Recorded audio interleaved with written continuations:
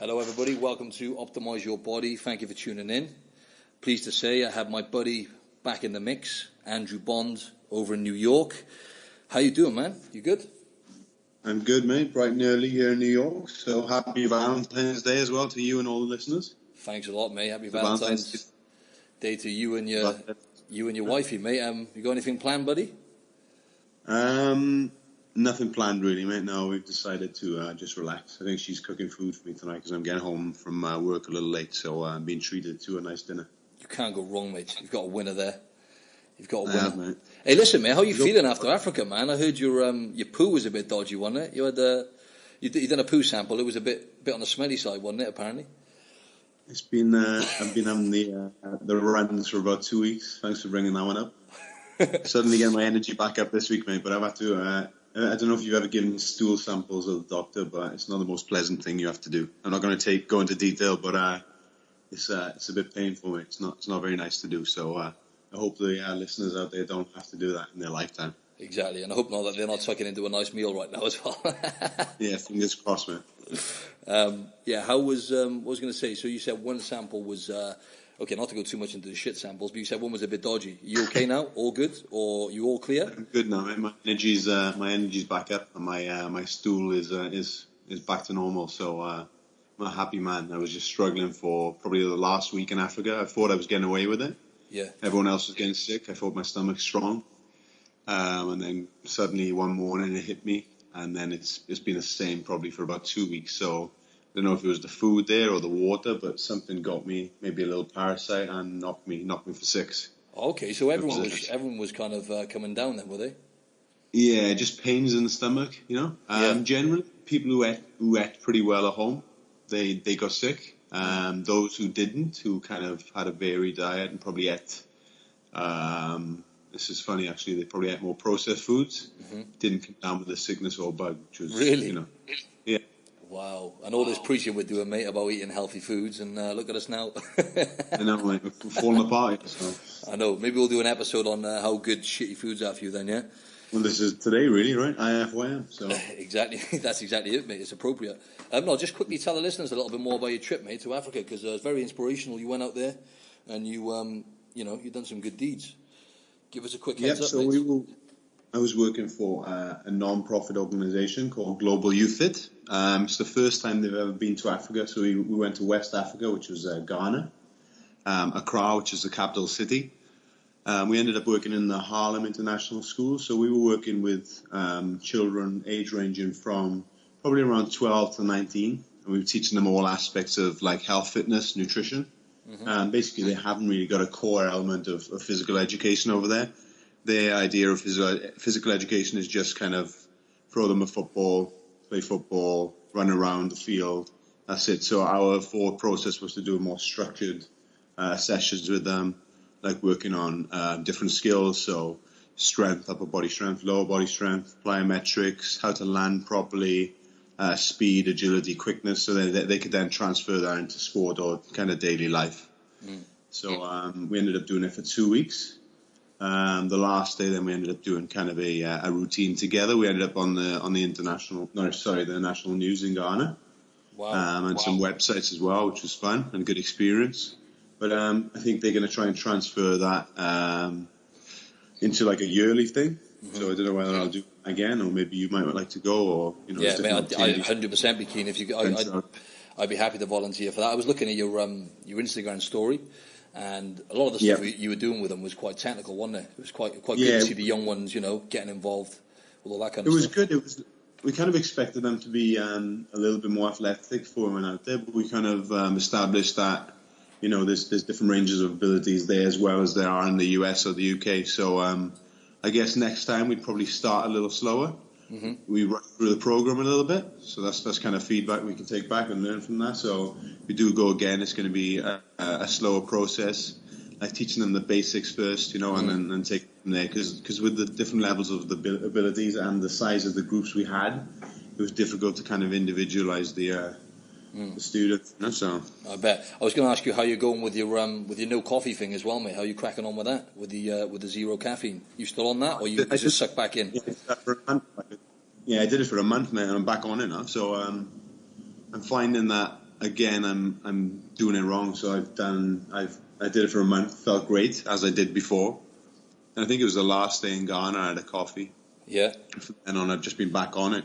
The trouble is, when I start again, I end up going back into my old modes, my old habits. Where I start drinking 2-3 cups a day when really I only... It's a drug again, isn't it? It's a drug. So you just, straight away, like, isn't it? It's a stimulant, and then you're chasing it again then, aren't you? You're chasing that buzz. So you went straight back up to 2 or 3. I just like the taste of it, mate. Yeah, exactly. Same, yeah. I like the kick, mate, more than anything. Yeah. Because I was going to... my plan is to quit it now in a week or two when Mum goes back home. From here, my plan is to knock it on the head. But what I want to do is cycle it. So like 3 weeks on and 3 weeks off, just like anything else, you know. We're training and stuff, just cycling it and getting the best benefits from it. Then, you know, rather than just going, cutting out altogether. Anyway, moving on. Just wanted to break it down for the listeners today. We're going to be talking about 2 topics, but primarily we're going to be talking about if it fits your macros. Okay, IIFYM. Now, for anyone who doesn't know what that is, it is essentially, it's called flexible dieting, and you, in a sense, you eat what you want, but you hit your numbers. So it's all based on hitting the right amount of calories or whatever calories you think you need for whatever your goal may be, and the macronutrients, obviously breaking down the protein, the fat, and the carbs, and hitting certain figures on a daily basis. Now, there's pros and cons to doing this. Andrew and I don't fully agree with it. We have our own way of doing things in terms of just focusing on eating whole foods and looking after our bodies and putting the right foods in.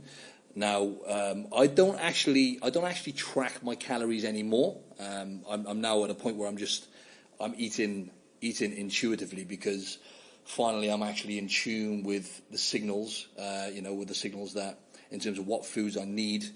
And it's a great place to be because I'm staying in shape, actually in really good shape right now. I feel good, I feel healthy. I still get gut issues occasionally, but I'm working on that. Going to have a food tolerance test next week and see what's going on there. But generally, since I stopped tracking, it's just much better. I didn't really ever plan to be tracking everything that goes into my mouth for the rest of my life. It's not something I wanted to do forever anyway. What about yourself, Drew? Are you still tracking your calories, or? I have been, yeah, but I'm eating more intuitively, so I'm not like sticking to the figures as I used to. But I still tend to track only because I'm trying to stay as lean as possible at the moment, because I'm obviously been signed to a decent modeling agency, so my concept has changed a little bit. So I'm just trying to stay lean and stay in control of my diet. That's the only reason I'm tracking at the moment. But I am moving more towards the intuitive eating like you are. So I'm not like sticking to a specific macro type. So I'm not going like, say, 200 grams of carbs a day or 150 grams of fat. I'm just sticking to, I'm just listening to my body, find out what it needs in terms of training. If I'm training, I might have more carbohydrates than on a non-training day. I would tend to keep my protein and my fiber intake pretty much the same. Other than that, it varies, So. And I was going to say to the listeners, because there's going to be some listeners out there who are like kind of at a novice level, if you like, in terms of they're new to training, new to the whole nutrition thing. And Andrew and I can help you out. I've just taken on a few online clients now, and I was going to get Andrew involved as well, just to help people out. But in case they're wondering, I don't even know what calories I need. I don't know how much protein I don't know what kind of fats I need and all this kind of stuff. We're going to break it down for you a bit now in terms of you should really be focusing on nutrients. I wouldn't really even delve too deep into what calories you're hitting if you don't really know what you're doing. I would just say to try and focus on eating foods, like I've said time and time again. Focus on eating whole foods. Try and get plenty of vegetables in, and eat, if you're going to eat meat and fish and eggs like Andrew and I do, because the nutrient dense food. So you're going to be missing out on a lot of nutrients if you cut meat out, providing you haven't got an allergy, or if you're doing it for any kind of if you're a vegetarian for any kind of moral reasons, then fair enough. But just having that balance of good foods, I think, is the most important thing. What's your thoughts, Andy? Because obviously with the IIFYM crowd, they're very much focused on calories. Yeah, so when you type in the hashtag, for example, IIFYM on Instagram, what I found is you'll get like a list of shitty foods popping up. Don't get me wrong, you're going to get the odd healthy dish on there. But what the message conveys is, a lot of people are just trying to, because I'm not kind of, I don't really eat that way, but I have been there. But people try and fit shitty foods into their calories. So they're just replacing one eating disorder. They might have come from restrictive eating, like myself and Andrew did before. We were cutting back on calories and stuff, and trying to get in shape for different shoots and competitions and whatnot. And most of the time, that does create an unhealthy relationship with food, and that's what a lot of these IIFYM tribal people are doing. They are going over to counting the numbers, making sure they hit their calories, but then fitting in a load of shit food into their daily macros and thinking they're being healthy by doing it, So it's giving off the wrong message, because there are a lot of people out there who are really struggling, There's an obesity epidemic. People are out there, they're looking at these people who are shredded or whatever, and then they'll click on their page and, all they're seeing is like pizzas, burgers, Pop-Tarts and whatnot, maybe the odd healthy meal, but I just don't think it's giving off the right message to people who are, it is a good starting point, but I don't think it's giving off the right message all in all. What are your thoughts on that? And have you had any experiences with people or anything like that? Yeah, like as a beginner, as you said, it can kind of educate you on calorie balance and understanding the concept of what type of calories are in food. But you got to look at your long-term health, right? It's far more significant than understanding how many calories you eat. Calories do matter to a certain extent, as we know and we understand. But they have different effects on how we feel, right? So, on how your hormones are affected. Certain foods keep you satiated. If you're going for junk food, then you feel like you can eat it never ending. You sat there with a bag of crisps or chips, or something sweet, and it's an endless supply, right? Rather than just eating something that's going to satiate you, which may be a good amount of protein, some healthy fats, something that's going to fill you up and stop you over-consuming. Now, there's other people that it may be good for. If it fits your macros as a starting point, again, maybe those who have a history of yo-yo dieting and extreme approaches, it could be an appropriate place to start, only because it can show you that you can have some cake here and there and it won't affect you. And again, maybe if you're young, I don't know if you remember when you were a teenager or you were in your 20s, right? You were probably drinking, partying, eating junk food. So you're already doing this. So it may change your mind. So you could take that approach initially and then educate yourself further. The opposite may be the case for someone who's older, who needs a more rigid approach and needs more nutrients in the body. But definitely as a beginner, it can be a starting point. But for health long term, for me, it's probably not the way to go. As you say, you see people on Instagram, I think they're promoting the wrong things. They're promoting eating junk food at night, pizzas, I don't know, these dishes they're making with ice cream, yogurt, chocolate, things like that. Exactly. Not promote the right message. And I think they're lean and ripped, as a lot of Instagram people are. Those who are looking in are reflecting on this and thinking they can do the same, but they can't get away with it, That's right. And the thing is, what you got to remember, folks, is Andrew and I, we have been there when it comes to having a really unhealthy relationship with food, binge eating, for a pretty long period. I was, for a good year or so, I was binge eating, just had a really, really bad relationship with food. And when I look back, essentially I was chasing processed foods, sugars, and I was just restricting my food and then going all out and just essentially doing a number on myself, really, and just really kind of making myself feel horrible as well, because you would actually get like a downer afterwards. Because, can you hear me okay, bro? Yeah. Yeah, all good. I would actually have like a downer afterwards, and I would feel really low, and psychologically it just kind of destroyed me, because it was a real battle. And Andrew and I have both been there, so we both know that. What I'd like to say is I'd like to see a lot of these people, let's say 10 years from now, because it's really not sustainable. If someone is shredded and lean from the outside, it doesn't always mean that they're healthy on the inside. There's a lot more to it, as Andrew said then. And just something I wanted to put out there as well, you are what you eat. You are what you eat. That's one way to put it. But I think that's a bit of an understatement, What you eat becomes a part of you, right? So, as I've mentioned before, you've got a ridiculous amount of bacteria living inside of you, more than there are animal species on the planet.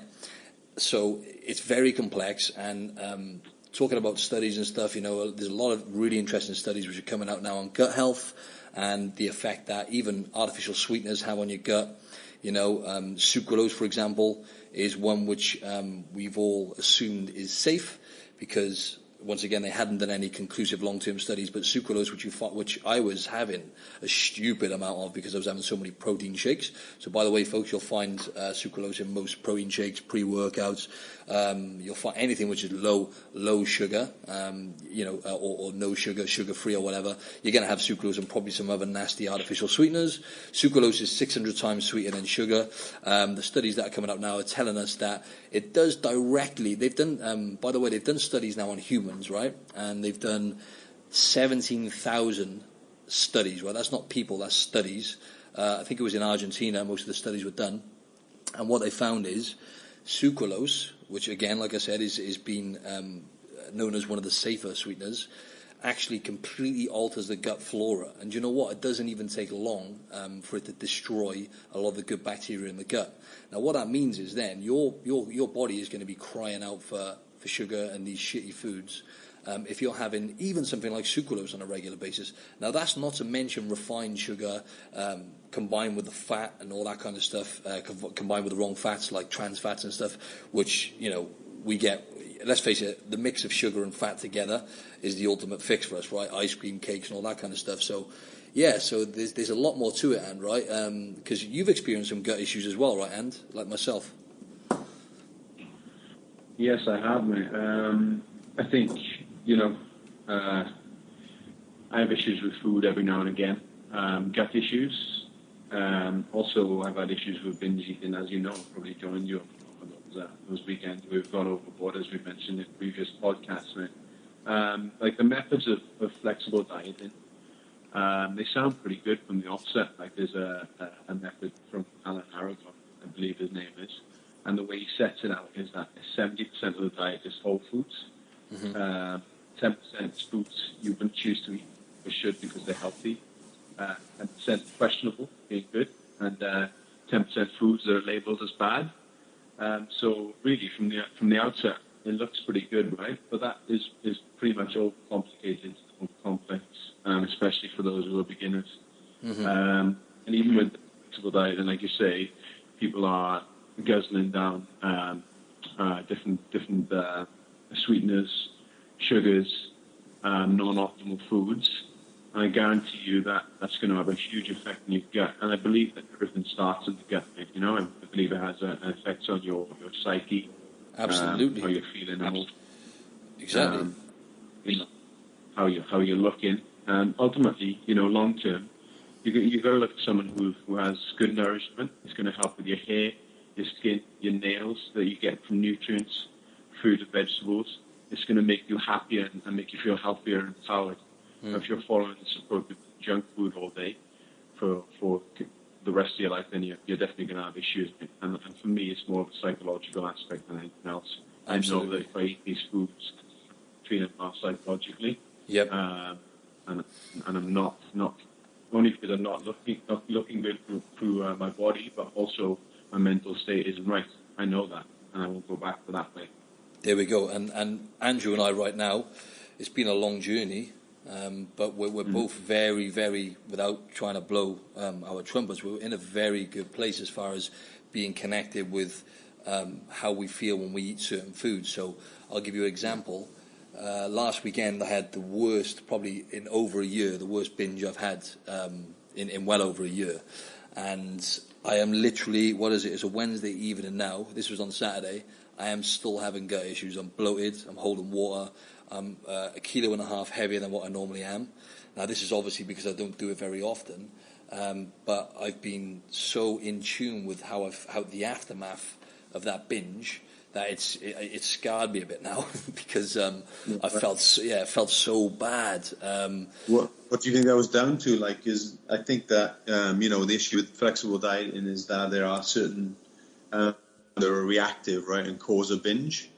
So if you are going into IIFYM, you've got to be aware of these foods and kind of cut those out of your diet. Otherwise, it's going to go, it's going to scale over, right? That's exactly right, yeah. And just to say one good thing about IIFYM, if you've got certain goals, and say for example you're looking to, let's say, lose a bit of body fat and lean out, and you employ a coach who's big into flexible dieting, and they can prescribe you with calories, which essentially are going to mean that you're in a calorie deficit.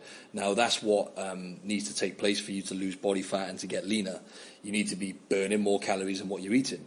Now, what I've noticed, a lot of flexible dieting coaches, now there are some good ones out there. I've been following a few. There are some good ones out there who are really tuned into the nutrition side of it and really focus on their clients eating whole foods. But there are a lot of them out there who are just like, right, calories in, calories out, calorie deficit, and that's all that matters. And it's like, no. Like, that is not even the tip of the iceberg. We all know that it's overconsumption of calories which are playing a part in this obesity epidemic, so I agree with that. But again, there's a hell of a lot more to it, and the types of food people are eating are most likely the main cause. So these people are just saying, okay, if you burn more calories than you're eating, you're going to lose body fat, and you can sustain that for a lifetime. And like I said earlier, I'd like to see the same people or these coaches doing the same thing with their clients 10 years from now. It's not going to happen. It's just the way the body works and the gut works as far as artificial foods go, and we're going to see for ourselves now, because all the studies are coming out now on gut health and how important it is to look after your gut. And as Andrew was saying then, it's going to have a direct effect on your psyche. 90 to 95% of the serotonin receptors, as I've said before, 90 to 95% of the serotonin receptors in the body are produced in the gut. So what does that tell you? Serotonin is very important for you to feel happy, for your libido, for your motivation, and for general wellness. It's a very, very important feel-good hormone. So what does that tell you, isn't it? But yeah, went off on a little bit of a tangent there. Did you have anything you wanted to? But what you were saying about coaches, obviously there are good coaches who employ these rules. But again, you've got to feel that every client is different as a coach. So one approach may not work with someone else. So, flexible diet approach may work with someone who's young, who is new. But those who already have issues with food or issues with binge eating, and that's where problems may occur. And understandably, if you're a coach, you need to kind of create some rules to someone who's approaching flexible dieting. So these rules could include like eating lighter during the day, so you have bigger meals at nighttime. Focusing on portion sizes. Choosing foods that are going to fill you up, exercise more and increase your energy expenditure, and try and hit a vegetable intake with each meal. Although you are eating non-optimal foods, it's still important to get your veggies and your fibers up, to make you feel satiated and stop you from binge eating. Definitely. I think, again, with these guys on Instagram is that some of them may go light during the day, and then they're saving their macros at night.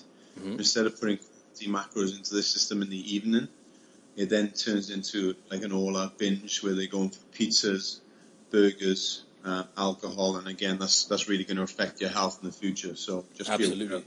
Yeah, and what I've been doing lately, Drew, is I've actually been, because I've been doing a bit of studying as far as I always tend to eat, because of my lifestyle. I always tend to eat quite soon before going to bed, because you know what it's like. You've got clients sometimes till 8 p.m. and whatnot. Back in at 5 a.m. You can't always get enough calories in, so then I'll find myself eating really late at night, and I think that was contributing a little bit to inflammation in my gut and digestion issues.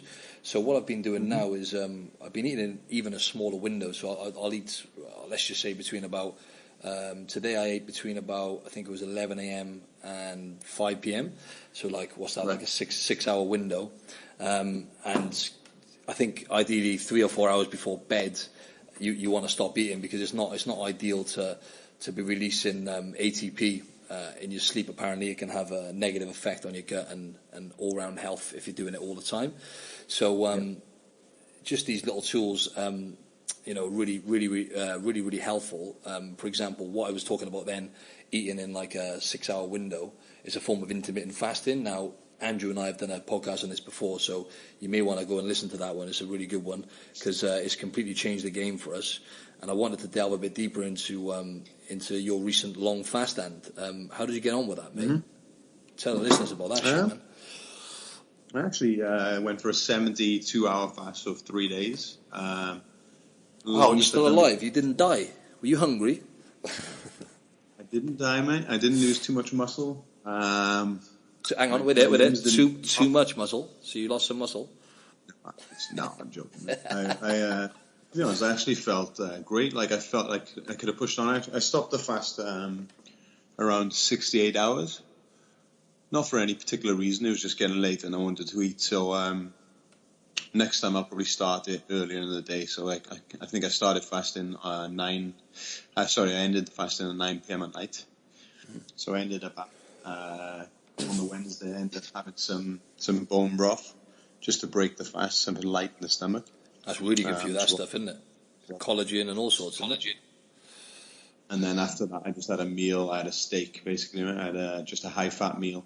Mm-hmm. About an hour later, steak, eggs, lots of veggies, avocados, etc. Didn't go overboard. But during the time of fasting, I think the hardest part for me was the final morning, on the third day. But luckily I was busy, so I find that if I'm busy with clients, and fasting is a little bit easier. I think if you're sat around all day, then you're going to have that notion to eat. How did you feel, mate? You said you didn't feel great on the third morning. Explain how you felt. I wasn't feeling terrible. Like I just felt that hunger, you know. But again, I fast regularly, so I wouldn't encourage anyone who's listening in to go into a 3-day fast if they haven't fasted at all. Just build it up slowly. So maybe start with 8 hours, go to 16 hours, and a full day. Then you can go for a 2-day one, and then if you feel you want to take it to the next level, you can do a 3-day fast. In the case for me was that I was having those gut issues, so I didn't want to eat food. I just wanted to let my gut settle, and it also kills off some bad cells, right? It's known to kill off cancer cells, etc. So it's incredible what it does, isn't it? Autophagy, right? Yeah, autophagy, yeah. But yeah, I was going to say about fasting and like how you can use it as a tool, and for people just I can't express how much it teaches you as far as we're not hungry. We don't know what it's like. I mean, Andrew's just been to Africa, right? There's people out there who are hungry. We really don't know in westernized countries, for the most part. We're not starving in these countries, you know? Definitely not. And even hunger. I mean, like, we don't really know what it's like to be really hungry. As I mentioned before, our brains have been hijacked in a sense, and just like Sal said on the other podcast. Just going back to sweeteners and artificial foods, and when you're having any kind of shitty foods, even on a weekly basis, it is gonna completely change and have a detrimental effect on your relationship with food, for sure. So you're going to be eating out of habit and not necessarily when you need to. So that's what fasting has taught me. 100%, mate. Like, it's these foods are palatable for a reason. Like, they've been made for us to enjoy, and they are in abundance. So I guess that's where the issue comes in with over-consuming. We're doing a lot less movement, a lot less sleep, more stress than we ever have before. Even since the 80s, we're known to have like 2.5, 3 hours less sleep a night, and that's just affecting our satiety and our hormone levels. So we end up overeating and over-consuming all the time.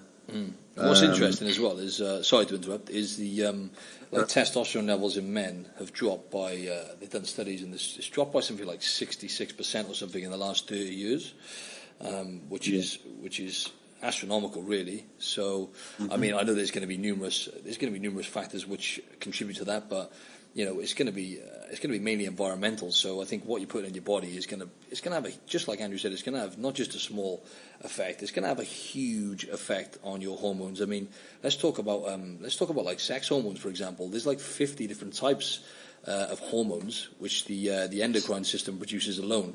50 different types of sex hormones alone, right? And that's just one type of hormone, so it just goes to show. But yeah, I just wanted to do you have anything you wanted to to chime in with me in terms of the IIFYM stuff? Just if you were talking to, like, you have a lot of clients, to like the average gym goer, because it's a very tough battle trying to educate people and give people sustainable health long term when it comes to making the right choices with food. Is there any tips you have for the listeners, bro? I've got plenty, but like, let's just say, flexible dieting can be a good approach. It kind of enables the clients to have a plan B, right? If they're a rigid plan, black and white plan, and they go off that and then they feel guilty, I guess flexible dieting gives them a different approach in accordance to that. So also you can be more sociable with your diet. You don't get anxious, like you can enjoy and build relationships with friends. So that's where this approach may be a better option for you. I was been in the past where you've been super rigid, you haven't been able to go out with friends, you haven't been able to go enjoy food with family, and that kind of causes stress within that kind of relationship with your family and friends, right? So it's actually an unhealthy way to go, right? It is, that's right. And you're brainwashed at the time, man. I remember you saying you think you're being healthy, don't you? You're being the absolute opposite. You are. If you have negative relationships in your household or out with your friends, right, that's going to be the extreme opposite of what optimal health is, right? Definitely. But just understand that like health is much more than aesthetics and body composition and how you look. Ultimately, you've got to look for long-term health and long-term goals. Definitely. Let's talk about how you look, Anne, right? Because like you're in shape all year round, and you're not just in shape, man. You're in really good shape all year round, and that is as a result of obviously all these years of educating yourself and training and whatnot. But it's from putting health a priority. Am I right? Yeah, definitely. Over the last year or two. It's been from actually listening to podcasts like this one, those who are preaching the right message. Like, I've listened to generally the guys from Mind Pump. Me and Martin have been on the show ourselves, luckily enough. And those guys kind of changed my life. Like, I was kind of spiraling in the wrong direction when it came to health and fitness, dishing out wrong information to clients and family members as well. Since I've started listening in and educating myself a little more and trying different things, I'm actually, I'm finding it easier to stay in shape. I'm feeling better. My sleep has improved. Libido has improved. The foods I eat are varied, not so restrictive. I'm not just sticking to 5-6 meals of the same food every day. And I'm actually staying leaner from that. It's just changing your mindset and focusing on health first, making it a priority. Definitely. And then gradually everything else will fall into place. Absolutely, yeah. And, it's like Rome wasn't built in a day. It's another thing I say all the time. But what's it called? I mean, Andrew and I can help you out with this anyway, because we know how tough it is to get to the place that we're at now. And, but it can be done if you just make the simple choices and be a bit consistent with it. And I just wanted to track back a bit because I'm making out I'm like some sort of god when it comes to eating healthy all the time and slating IIFYM. But as I said, it is a great starting place. But I don't agree with the message that's being conveyed, and also it's like I still slip from time to time. Like I said, I had the worst binge I'd had in a long time on the weekend. Now I used to do that 3 times a week. Now it's once every year. You know what I mean? So it goes to show how far I've come over the years. And that is a massive thank you to Mind Pump, because Andrew introduced me to them. Started listening to their podcast. My paradigm was shattered. As you said, I was giving out advice to people, poor advice, diet plans and whatnot. And obviously, you teach people based on what you've learned on your journey. And it's been so transformative and just groundbreaking for me, because now I am tuned in with just eating healthy foods most of the time. Let's just say 85% of the time I eat healthy foods. On the weekends I'll buy, for example, I'll always try and have nutrients, even if I do overeat, which is at least once a week. I say overeat. For me and Andrew, we know how important it is to undulate your calories, justifying it, and justifying so you can justifying a binge. Exactly. So like once a week or maybe twice a week, I'll have more calories than what I need, and that'll normally be on the weekend. So I can fit into my lifestyle, but I still go overboard. So I'll buy, for example, a bar of dark chocolate. Instead of having a few chunks, I'll eat the whole thing, and then I'll combine that with other foods as well. You know, some almond butter and some coconut yogurt, and I'm packing in like 2,000 calories in within the space of about 10 minutes. Although I'm getting nutrients, it's still way too many calories of the same types of food. So I know it's not ideal. So it's still work in progress, right? Of course, mate. It's but I think the biggest game changer for me was like the holiday season this year. Like my approach to the holiday season, like Thanksgiving and Christmas in the past, I've approached it as an excuse to like go all out and eat as much as I can. But this time, like I did not overconsume, which was a big game changer for me. I actually texted Mind Pump Sal, and I told him about this. Like he's made a huge change in my life because I've now realised that I don't have to eat until I'm just feeling sick. But vomit out my mouth. I just ate till I was satisfied. I enjoyed the foods. Enjoyed some cake, enjoyed some great Christmas dinner, but then I wasn't to the point where my stomach was like extended and pushing out, and I felt like I was dying. I needed a nap, so that was a big game changer for me. Like I'm not perfect. I'm not going to say that. There's times where I'm going to overdo it and binge, but then I know what to do the next day or the day after to combat this. So I'm not going to go into crazy workouts and restrict myself too much on the next couple of days, So there's a big game changer for me. Definitely. Just keep listening to these type of podcasts, keep learning. It's a process. Doesn't happen overnight, and me and Martin ourselves are still learning, still trying to apply this knowledge that we're picking up every day. So definitely, and I think we're probably just going to stick to this one topic today and just talk nutrition. Really, we were going to talk about the best way to train for maximum results in terms of building muscle, but save that for another podcast. And talking about unhealthy relationships with food. So Andrew and I I guarantee we've gone harder than each and every one of you out there when it comes to binge eating. Let me tell you now, as I mentioned, I think we briefly discussed the amount of food we ate after one of my shows. Disgusting.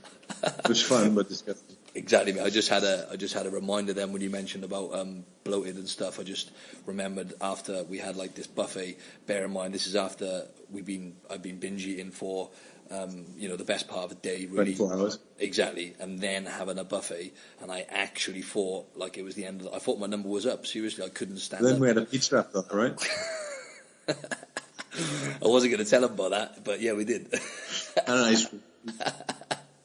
Exactly, and then after that we ended up going out, I think drinking some alcohol and stuff, and then having a Domino's pizza large to ourselves, and not just a bit of Ben and Jerry's, a tub each, just to put the ice on the cake. No pun intended. So definitely we've had issues in the past, but I guess we can use those experiences to help you guys now. So definitely. I guess that's how flexible dieting, right? I think the problem is that people use it as an excuse to eat bad food and make poor choices. Definitely. Like ultimately, you want to allow flexibility occasionally, like you do on the weekends. We have dark chocolate or some foods that maybe. Hey, and you don't point the finger at me. Help me out here, bro. Please tell me you do as well. Hey, always, mate. But like allow flexibility occasionally and guilt free, right? Yeah. I think that's the issue we have. We eat this, we feel guilty, then we may eat more because we feel guilty, and it's a never-ending spiral. And so, if you are having problems with binge eating, we have issues with food already, then flexible dieting may not be the approach for you. That's all I'm saying. So exactly, and let's just quickly before we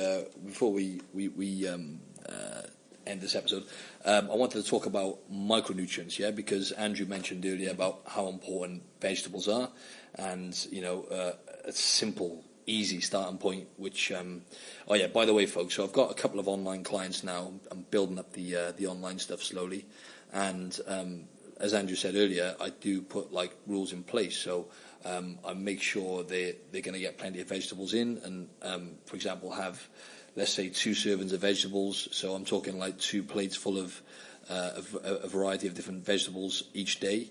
Now, obviously, I still got to stay tuned into how they feel doing that, because a lot of people do have intolerances to certain types of plants and stuff. So even though vegetables good, you still got to pay attention to how you feel and stuff when you're eating certain types.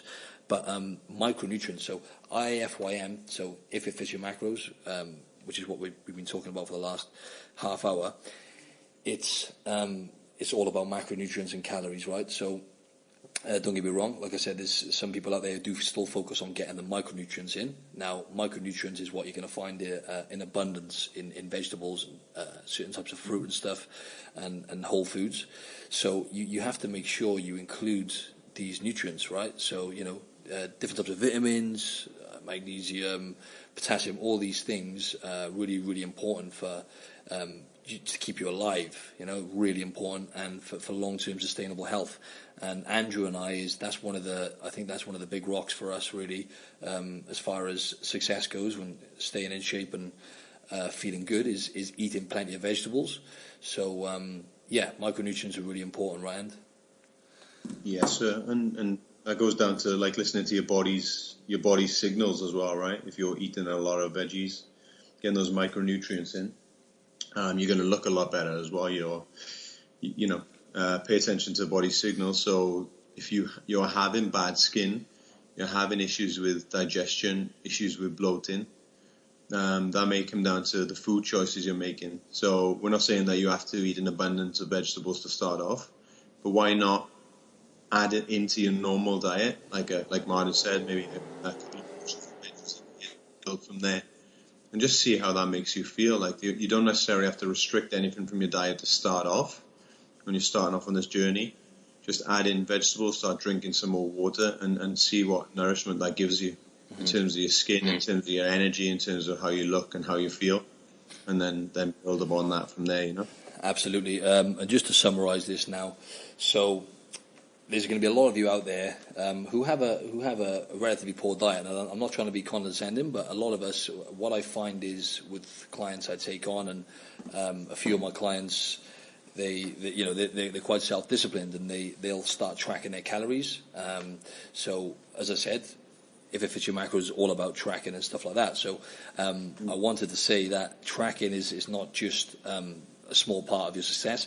I think it's actually essential as a starting point to know what's going into your body and learn about, for example, hidden sugars in foods and how much sugar you're consuming. Because countless times I've had people on the first session of the consultation, they'll say they actually believe they're eating really healthy, and they're really overeating sugar, a lot of the time under-eating protein, not getting anywhere near enough fibre, or at least the right types of fibre in, not getting enough healthy fats in, but they're not actually aware of this. So tracking your calories is really important to make you self-aware, to make you mindful of what's actually going into your body. And I can guarantee you, most people are probably overeating sugar without realizing it. A lot of you might actually be aware of, you might be listening to this podcast and saying, do you know what, actually I've got a shit diet, I'll hold my hands up, I need help. Me and Andrew can help you with that, so feel free to drop me a line on Instagram, or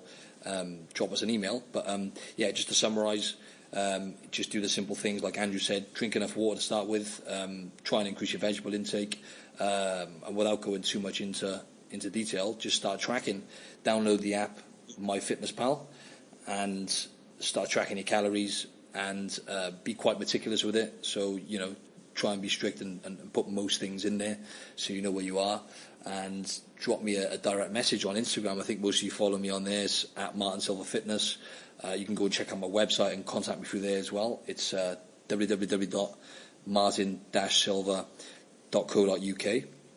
You can go and drop me a message on there as well if you need help. But and anything you have to summarise, mate, it'd be great. I think that's pretty much it. Like I said earlier, you want to just focus on health, not just on body composition. Listen to your body signals. If you're getting ill signals from your gut, from how you're looking, that may be a time to change and take a different approach to the food you're eating. Set yourself ground rules, okay? Eat adequate amount of vegetables. So even if you add them to your diet, you're taking a flexible approach right now. Just add veggies to a couple of meals, so you're getting some fiber into you, getting some micronutrients into you. Eat slowly as well. Let me cut you off. So just to go into that, vegetables. Give the listeners an idea of what type of vegetables you eat regular. Regularly, I eat. These are vegetables that agree with me. Okay, so I'm not saying vegetables are good, but they may not agree with you. It's dependent on the person, but generally I would eat a lot of spinach, Brussels sprouts, broccoli, peppers, zucchini, carrots, cauliflower. I just try and keep it varied. I try and add variety, obviously variety and lots of colour in there as well. Great. So I try and take an approach I will with my meats and carb sources and fats. I try and take an approach where I vary them every day. And I cycle them in, which is a better option for your body and for you, really, you know. Cool. You were saying about fats then, before I interrupted you were saying increase the healthy fats. Yeah, for me, this is a good approach because I feel like if I eat carbohydrates, I'm not saying I don't, and there's no problem eating carbohydrates if you're looking to keep yourself in shape. Some people can stay lean on a huge amount of carbohydrates, no issues with that. But for me, it's just about being satiated and feeling full. So if I fill my plate with a good adequate amount of protein, some healthy fats, and then a lot of veggies, I'm going to feel full. I'm going to feel satisfied. So I'm less likely to overconsume elsewhere, and then I can stay in a lean, ascetic shape, right? Awesome. Eat slowly with your meals as well, and let your satiety hormones kick in, so you don't overconsume and you don't go on a binge. Great stuff. Okay? Great stuff. Superb, mate. Thanks a lot, man. It was great to have you back on board. Yes, sir. Andrew and I are going to do another one next week I was thinking of one of the topics to be based on like dysmorphia and body image issues, because Andrew and I, again, have battled with this a lot, and we still do. Well, I still do anyway. It's nowhere near. Yeah, I do as well, man. Yeah, exactly. So it's nowhere near to the level it was, but that I think that's something that's always going to be ingrained into you. But it's just the psychological aspect, and coming through it, getting through it is. I say getting through it. What I mean is coming out of it is actually it's great because, as I said, because we're so focused on health now and eating the right foods and in tune with how our gut feels, energy levels, libido, all these things. The physique just comes as a side effect. So yeah, that's something we want. That's going to be a topic on the next podcast. And we'll probably talk about different the best way to train in terms of building muscle and building healthy metabolism and whatnot. So stay tuned for that. Yeah, nice one, Anne. Thanks for chipping in, mate. Thank you, sir. Pleasure. Thanks a lot. Yeah, guys and girls, if you can go over to iTunes, it'd be massively appreciated. I'm really trying to grow this podcast now, so if you could give me a rating and review, that would be great. And yeah, if you like I said, if you want to inquire about online training, Andrew and I can help you. So just drop me an email. Like I said, you can message me from my website or just go onto my Instagram at Martin Silva Fitness and drop me a direct message anytime. Thanks a lot, Andrew. No problem, man. Speak to you soon, buddy. Bye-bye. Bye.